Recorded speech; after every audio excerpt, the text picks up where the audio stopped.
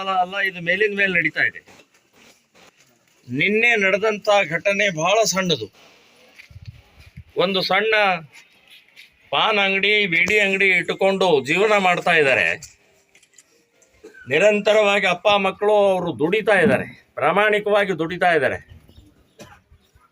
So ಯಾವುದೋ ಒಂದು ಸುಳ್ಳು ಇವ್ರ ಮೇಲೆ ಕಣ್ಣಿತ್ತು, ಅವ್ರದ್ದು ಮೇಲಿಂದ ಮೇಲೆ ಕಣ್ಣಿತ್ತು.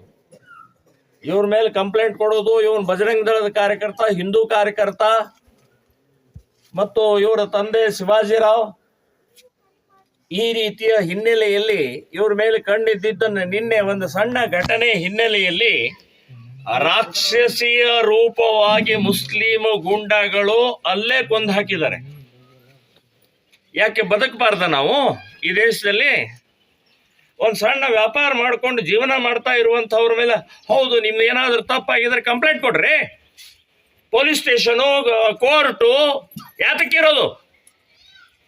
ಏನು ತಾಲಿಬಾನ ನೀವು? ಪಾಕಿಸ್ತಾನಿಗಳ? ಏನು ನಾಳೆ ನಮ್ಮ ಮಕ್ಕಳ ನೀವು? ಯಾವ ದೇಶದಲ್ಲಿದ್ದೀರಿ ನಾವು? ಡಾಕ್ಟರ್ ಅಂಬೇಡ್ಕರ್ ರಚನೆ ಮಾಡಿದಂತ ಸಂವಿಧಾನದ ಆಧಾರದ ಮೇಲೆ, ಪ್ರಜಾಪ್ರಭುತ್ವ ಆಧಾರದ ಮೇಲೆ ಈ ದೇಶ ನಡೀತಾ ಇದೆ. ಕೊಂದಾಕ್ಬಿಡೋದಾ? ನಾನು ಹೇಳೋದು ಇದಕ್ಕೆ ಕ್ಷಮೆ ಇಲ್ಲ. ಇದನ್ನ ಕ್ಷಮೆ ಮಾಡುವುದಿಲ್ಲ. ಇಬ್ರೇ ಒಂದು ಗಂಡು ಒಂದು ಹೆಣ್ಣು ಹೆಂಗ್ ಬದುಕಬೇಕು? ಅವ್ರು ಯಾವ ರೀತಿ ಬದುಕಬೇಕ್ರೆ? ಅಪ್ಪ ಇಲ್ಲ, ಇನ್ನೂ ಮದುವೆ ಆಗಿಲ್ಲ ಅವ್ರ ಮಕ್ಕಳದು. ಮಕ್ಕಳು ಮೊಮ್ಮಕ್ಕಳದಿಂದ ಆನಂದವಾಗಿ ಬದುಕಬೇಕಾದಂತ ಆ ಶಿವಾಜಿರಾವ್ನ ಕೊಂದು ಹಾಕಿದಂತ ಆ ರಾಕ್ಷಸರನ್ನ ಅಕಸ್ಮಾತ್ ಏನಾದರೂ ಬೇಲು, ಜಾಮೀನು ಅಥವಾ ಅವ್ರನ್ನ ಬಿಡುಗಡೆ ಮಾಡಿದರೆ ನಾವಂತೂ ಹೊರಗಡೆ ಬಿಡುವುದಿಲ್ಲ. ಕೋರ್ಟು ಗಲ್ಲಿಗೇರಿಸಬೇಕು, ಅವರಿಗೆ ಕಠಿಣ ಶಿಕ್ಷೆ ಆಗಬೇಕು. ಇಲ್ಲಾಂದ್ರೆ ನಾವಂತೂ ಬಿಡುವುದಿಲ್ಲ. ನಾವು ಹೊರಗಡೆ ಬಂದ್ರೆ ಕಲ್ಲಿ ಎಸೋದು ಕೊಂದಾಕವ್ರು ಅಂತನ್ನುವಂಥದ್ದು ನಾನು ಹೇಳ್ತಾ ಇದ್ದೀನಿ. ಏನ್ ನಿಮಗಷ್ಟೇ ಇದೆಯಾ ಕೈ ಕಾಲು? ದೇವ್ರು ನಮಗೂ ಕೊಟ್ಟಿದ್ದಾನ್ರೆ, ನಮ್ಮಲ್ಲೂ ತಾಕತ್ತಿದೆ.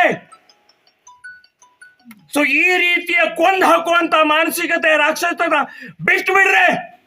ಇದೇ ಜಿಲ್ಲೆಯಲ್ಲಿ ಒಂದು ವಾರದ ಹಿಂದೆ ನಡೆದಂತ 29ನೇ ತಾರೀಕು ನಡೆದಂತ ಹಾನಗಲ್ ತಾಲೂಕ ನರೇಗಲ್ನಲ್ಲಿ ನೀವೇನ್ ಮಾಡಿದ್ರೆ? ಕೊಚ್ಚಿ ಎಷ್ಟು 9 ಜನರು ಇವತ್ತು ಆಸ್ಪತ್ರೆಯಾಗಿದ್ದಾರಲ್ಲ. ಕಾರು ಹುಣ್ಣಿಮೆ ಆನಂದವಾಗಿ ಹುಡುಗರು ಹೋರಿಗಳನ್ನ ಆನಂದವಾಗಿ ಹಾಕ್ತಾ ಇದ್ರೆ, ಮಸೀದಿ ಮುಂದೆ ಪಟಾಕಿ ಹಾರಿಸಿದ್ರು, ಅದಕ್ಕೆ ಹೊಡೆದ್ರು. ಯಾಕೆ ಪಟಾಕಿ ಹಾರಿಸಬಾರ್ದ ನಾವು? ಕಾರು ಹುಣ್ಣಿಮೆ ಕೊಡ್ಲಿ ಕುರುಪಿ ಎಲ್ಲ ತಗೊಂಬಂದು ಕಡಿದ್ರಿ, ಕೈ ಕಡಿದ್ರು, ರುಂಡ ಕಡಿದ್ರು, ತಲೆ ಹೊಡೆದ್ರು. ಯಾವ ರಾಕ್ಷಸರು ಇವರು? ಎಲ್ಲಿಂದ ಬಂದಿದ್ದಾರೆ ಇವರು? ಏನ್ ತಿಂತಾ ಇದಾರೆ ಹೊಟ್ಟಿಗೆ? ಪಾಕಿಸ್ತಾನದ ಹೇಲ್ ತಿಂತಾ ಇದಾರೆ ನೀವು? ಮೇಲಿಂದ ಮೇಲೆ ನಿಮ್ ಮನುಷ್ಯತ್ವವಿಲ್ಲ. ಈಗ ಶಿವಾಜಿರಾವ್ ಕೊಂದದ್ದು ನಾವು ಇದಕ್ಕೆ ಕ್ಷಮೆ ಇಲ್ಲ. ಅವ್ರ ಮನೆಗಳೇ ಎಲ್ಲಿದಾವ್ ನೋಡ್ರಿ. ಅವ್ರು ಬೆಂಕಿ ಹಚ್ತೇವೆ, ಹುಷಾರಾಗಿರೆ. ಈ ರೀತಿಯ ಮಾನಸಿಕತೆಯನ್ನು ಬಿಟ್ಟು ಇಲ್ಲಿ ಪ್ರಜಾಪ್ರಭುತ್ವ ಸಂವಿಧಾನದ ಆಧಾರದ ಮೇಲೆ ಬದುಕ್ರಿ ನೀವು. ನಮ್ಮಿಂದ ಬದುಕ್ತಾ ಇದ್ದಾರೆ, ಹಿಂದೂಗಳಿಂದ ಬದುಕ್ತಾ ಇದ್ದಾರೆ ನೀವು. ಸೊ ನಮಗೆ ಕೊಂದು ಹಾಕೋ, ನಮಗ ಚೂರಿ ಹಾಕೋ ಅಂತವ್ರು ಈ ಮಾನಸಿಕತೆ, ನಾವು ಇದಕ್ಕೆ ಕ್ಷಮೆ ಮಾಡುವುದಿಲ್ಲ ಅಂತನ್ನುವಂಥದ್ದು ಹೇಳ್ತಾ ಇದ್ದೀನಿ. ಸೊ ಇದರ ಹಿಂದೆ ಬಜರಂಗ ದಳ, ವಿಶ್ವ ಹಿಂದೂ, RSS, ನಾವು ಶ್ರೀರಾಮ್ ಸೇನೆ ಸಂಘಟನೆ ಈ ಮನೆಯ ಪರವಾಗಿದ್ದೀವಿ. ನಾವು ಈ ಮನೆಯ ಪರವಾಗಿದ್ದೀವಿ. ಇದಕ್ಕೆ ಆ ಶಿವಾಜಿರಾವನ್ನ ಕೊಂದಿದ್ದಕ್ಕೆ ಅವರ ಆತ್ಮಕ್ಕೆ ಶಾಂತಿ ಯಾವತ್ತು ಸಿಗತ್ತೆ ಅಂದ್ರೆ ಅವರನ್ನು ಗಲ್ಲಿಗೇರಿಸಿದಾಗ ಮಾತ್ರ ಶಾಂತಿ ಸಿಗತ್ತೆ ಅಂತನ್ನುವಂಥದ್ದು ಹೇಳ್ತಾ ಇದ್ದೀನಿ. ಇದಕ್ಕೆ ಈ ಘಟನೆಯನ್ನು ಖಂಡಿಸ್ತಾ ಇದ್ದೀವಿ. ಇದನ್ನು ಎಂದೂ ಯಾವತ್ತಿಗೂ ಕೂಡ ಇದನ್ನು ಕ್ಷಮೆ ಮಾಡುವಂತಹದ್ದು ಇಲ್ಲ. ಮರಿಬೇಡ್ರಿ ಹಿಂದೂಗಳೇ, ನೀವು ಮರಿತೀರಿ. ಅದಕ್ಕೆ ಮೇಲಿಂದ ಮೇಲೆ ನಾವು ಏಟು ತಿಂತಾ ಇದ್ದೇವೆ, ಹೊಡೆತಾ ತಿಂತಾ ಇದ್ದೇವೆ, ಕೊಂದು ಹಾಕ್ತಾ ಇದ್ದೇವೆ, ಸಾಯ್ತಾ ಇದ್ದೇವೆ, ಓಡ್ತಾ ಇದ್ದೇವೆ. ಪಹಲ್ಗಾಮ್ ಏನಾಯ್ತು? ಪಹಲ್ಗಾಮದಲ್ಲಿ ಜಾತಿ ಕೇಳಲಿಲ್ಲ, ಪಕ್ಷ ಕೇಳಲಿಲ್ಲ, ಊರ್ ಕೇಳಲಿಲ್ಲ. ನೀನು ಹಿಂದೂ ಅಂತ ಕೇಳಿ ಗುಂಡು ಹೊಡೆದ್ರೆ 26 ಹೆಣಗಳನ್ನು ಓಡಿಸ್ತಿದ್ರು. ಹಿಂದೂ ಅಂತ ಹೇಳಿ ಇನ್ನೂ ನಾವು ಬುದ್ಧಿ ಕಲಿಲ್ಲ. ಇನ್ಯಾವಾಗ ಕಲಿಯೋದು? ನಮ್ಮ ಹಿಂದೂ ಹುಡುಗಿಯರನ್ನ ಹಾರಿಸ್ಕೊಂಡು ಹೋಗ್ತಾ ಇದ್ದಾರೆ. ಲವ್ ಜಿಹಾದ್ ಹೆಸರಿನಲ್ಲಿ ಬುರ್ಕ ಹಾಕಿಸ್ತಾ ಇದ್ದಾರೆ, ಆಕಳ ಗೋಮಾಂಸ ತಿನ್ನಿಸ್ತಾ ಇದ್ದಾರೆ. ಇನ್ಯಾವಾಗ ಬುದ್ಧಿ ಕಲಿಯೋದು ನಾವು? ಆ ಜಾತಿ ಈ ಜಾತಿ, ಆ ಪಕ್ಷ ಈ ಪಕ್ಷ ಬಿಟ್ಟು ಬಿಡ್ರಿ. ಹಿಂದೂ ಅಂತ ಹೇಳಿದ್ರೆ ಎಲ್ಲ ಒಟ್ಟಾಗಬೇಕು, ಒಂದಾಗಬೇಕು. ದಾಡ ದಾಡ ದಾಡ ದಾಡ ಅದಕ್ಕೆ ಸರಿಯಾಗಿ ಉತ್ತರ ಕೊಡುವಂತ ಮಾನಸಿಕತೆ ಬೆಳೆಸ್ಕೊಳ್ದೇ ಇದ್ರೆ ನಿಮ್ಮನೆ ಹೊಕ್ಕು ಹೊಡಿತಾರೆ ಅಂತ ಅನ್ನೋದು ಬೇಡ. ಇವತ್ತು ಶಿವಾಜಿರಾವ್, ನಾಳೆ ನಿಮ್ಮ ಮನೆ,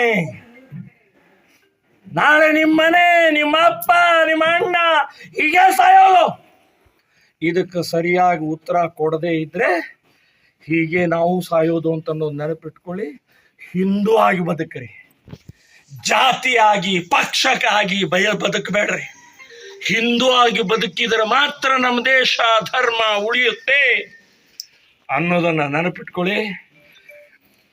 ಇವತ್ತು ನಿನ್ನೆ ಸತ್ತಿದ್ದಾರೆ, ಇವತ್ತು 2ನೇ ದಿನ.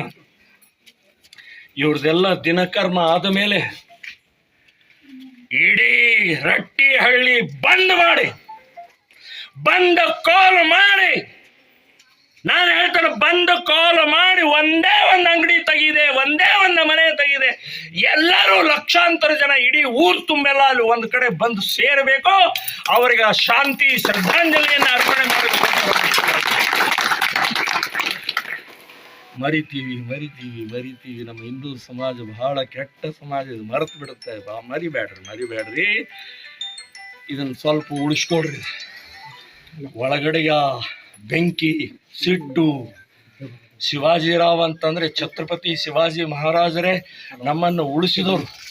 ನಾವು ಇವತ್ತೇನಾದ್ರೂ ಹಿಂದೂ ಆಗಿ, ಹಿಂದೂ ಧರ್ಮವಾಗಿ, ಭಾರತವಾಗಿ ಬದುಕ್ತಾ ಇದ್ರೆ ಆ ಛತ್ರಪತಿ ಶಿವಾಜಿ ಕಾರಣಕರ್ತರು. ಅಂತ ಶಿವಾಜಿ ಹೆಸರಿಟ್ಕೊಂಡಂತ ಇವತ್ತು ವ್ಯಕ್ತಿಯನ್ನು ಕೊಲೆ ಮಾಡ್ತಾರೆ ಅಂತಂದ್ರೆ